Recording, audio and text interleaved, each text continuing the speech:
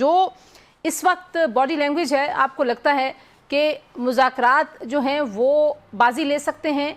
क्योंकि दूसरी तरफ जो यमन में सूरत हाल बन रही है वो काफ़ी खतरे की घंटियां बजा रही है, तो आपको किधर जाती हुई दिखाई देती है ये सूरत हाल? हमने देखा कि एससीओ के जो इजलास था फॉरेन मिनिस्टर लेवल का किर्गिस्तान के अंदर, वहां पे भी फॉरेन मिनिस्टर ऑफ इसाकडार और ईरानी फॉरेन मिनिस्टर के दरमियान में साइड लाइन के ऊपर मीटिंग हुई है कि डीएस्केलेशन को किस तरह कैरी ऑन किया जाए। और खुद इराकी प्राइम मिनिस्टर भी एक खास मैसेज लेकर अमेरिका का ईरान आए और ईरान ने उन्होंने कहा कि पहले ही सालिस इस पे हमारे साथ मौजूद हैं। अलबत्ता जो बॉडी लैंग्वेज आपने बात की, बॉडी लैंग्वेज में ईरानी तो बड़े कॉन्फिडेंट नजर आते हैं और यही वजह है कि एस्केलेशन की तरफ वो जा रहे हैं। एस्केलेशन लेडर पे उनका कंट्रोल नजर आ रहा है। जहां तक होशियों का मामला है वो तो मैं समझता हूँ कि बार्गेनिंग चिप के लिए एक प्रेशर टैक्टिक्स के तौर पे इस्तेमाल किया जा रहा है। और रही बात अमेरिका की, तो मुझे अमेरिका इस वक्त ज्यादा कंफ्यूज नजर आ रहा है, बिकॉज अमेरिका के अंदर जो इम्यूनेशन जो प्रॉब्लम है वो बड़ा सीरियस होता चला जा रहा है। खुद अमेरिका के अंदर तनकीद है कि जब आप इस पावर के साथ ईरान के जो सियासी बर्ताव है उसको तब्दील नहीं कर पाए तो अपनी एनर्जी को क्यों वेस्ट किया जा रहा है इस जंग के अंदर। और मुझे यूं लगता है कि अमेरिकन अंदर ये नाकामी मुझे नजर आ रही है कि वो जो डिनायल जोन है जिसमें ईरान, चाइना और रशिया, उसे समझने से कासिर हैं। और ये डिनायल जोन सिर्फ मशरक़ वुस्ता में नहीं है, यूरेशिया में भी आपको नजर आ रहा है और फिर ईस्ट एशिया में नॉर्थ कोरिया और चाइना की सूरत में भी है।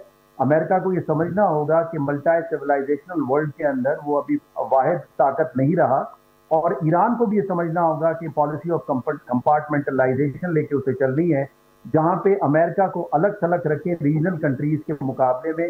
बिकॉज ये एक प्रेगमेटिक अप्रोच होगी कि अगर अमेरिकन अलाइज को आप न्यूट्रलाइज कर लेते हैं या कम से कम अपनी तरफ मायर कर देते हैं, जिससे आप देखेंगे कि अगर स्ट्रैटेजिक रेस्ट्रेंट वो शो करते हैं जिस तरह माजी में सऊदी अरब ने शो किया था, तो ये भी बड़ी कामयाबी होगी Iran. Win win situation doctor Munawwar किसी के लिए वो बनती हुई आपको दिखाई देती है? क्योंकि जब मुज़ाकरात हुए थे, एमओयू हुआ, तो वहां लग रहा था कि शायद विन विन सिचुएशन बन रही है। नहीं, विन विन सिचुएशन अब नहीं बन सकती। उसकी दो तीन वजूहत हैं। पहली वजह यह है कि अमेरिका इस जंग के अंदर पछाड़ा जा चुका है, इसमें तो कोई दूसरी राय नहीं है। 1992 के जो वॉर के बाद अमेरिका ने कोई जंग नहीं जीती और अमेरिका को ये रियलाइज ही नहीं हुआ कि मुख्तलिफ जो सिविलाइजेशन हैं उन्होंने रिफॉर्म करके अपने आप को दोबारा रीबिल्ड किया है। और 250 साल तारीख का जो एक कौम है, अगर वो ये समझता है कि 5000 साल जो सिविलाइजेशन है, तहजीब है, उसको अपना रेप्लिका बनाएगा, सोशल इंजीनियरिंग करेगा, तो ये बहुत बड़ा ब्लंडर है। दूसरा पॉइंट मेरा ये है कि अगर आप गौर करें तो ईरान अपने चौथे फेज के अंदर है। पहला फेज जो था उसका 1979 रेवोल्यूशन का था और वो फेज था सर्वाइवल का। 1988 तक ये सर्वाइवल का फेज चला, जब इराक के साथ जंग रही, उनके लीडर्स मारे गए, पार्लियामेंट उड़ाई गई, उनकी जो जुडिशरी है उसे बॉम्ब से उड़ा दिया गया, लेकिन सर्वाइव किया। पोस्ट खुमैनी दौर के अंदर फिर अगर आप गौर करें तो सेकंड स्टेज के अंदर वो वहां पे आते हैं जहां पे सस्टेनेबिलिटी को अख्तियार करते हैं। और ये वो दौर था जब पहली मरतबा लिबिया और सीरिया के साथ मिलकर अपनी मिसाइल टेक्नोलॉजी पे कहीं से ट्रेनिंग और कहीं से स्कड मिसाइल भी उन्होंने लिए 300 किलोमीटर रेंज के, और उनको रीबिल्ड करना शुरू किया, री इंजीनियरिंग करनी शुरू की। अच्छा, तीसरा जो फेज है ईरान का, दैट इज वेरी इंटरेस्टिंग। 2000 से लेकर 2025 तक का जो ये फेज है, ये बड़ा कमाल का फेज है। यहाँ पे साइंस एंड टेक्नोलॉजी के अंदर उन्होंने बहुत काम किया और पॉलिसी ऑफ सेल्फ रिलायंस पे, एसेंशियल्स में किस तरह सर्वाइव करना है उन्होंने सीखा। और अब चौथा फेज जो है, जो मई 2000 जून 2025 से शुरू होता है, ये फेज पार्टनरशिप का है विद चाइना और विद रशिया।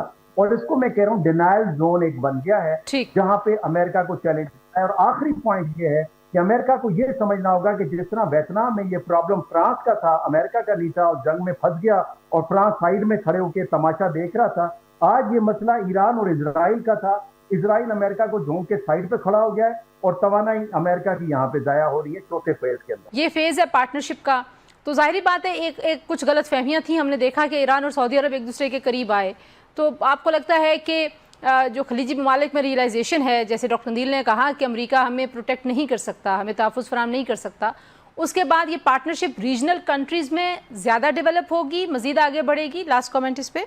प्रेगमेटिज्म तो यही डिमांड करती है। मैं इसीलिए ईरान को कंपार्टमेंटलाइजेशन का मशवरा दे रहा हूँ, बिकॉज आज भी अमेरिका ने तकरीबन टैरिफ आयद किया है 60 ममालिक पे। उस पर तुर्की पे भी आयद है और पाकिस्तान पे मुराद है। वो ममालिक जो अमेरिका को जिन्होंने बेल आउट किया, रेस्क्यू किया।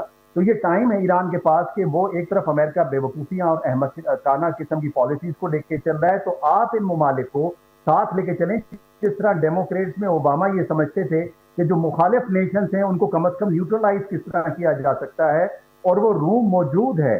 अगर अमेरिका और इजराइल को एक तरफ कर दें और बाकी इन ममालिक को कहें कि आपके अड्डे हमारे खिलाफ इस्तेमाल हो, तो हम भी आपको गारंटी देते हैं कि हमारी तरफ से आप पे अटैक नहीं होगा, और आपके जो रियल कंसर्न है उसको हम एड्रेस करेंगे बैठकर नेगोशिएशन के जरिए, और हमारे कंसर्न आप एड्रेस करें।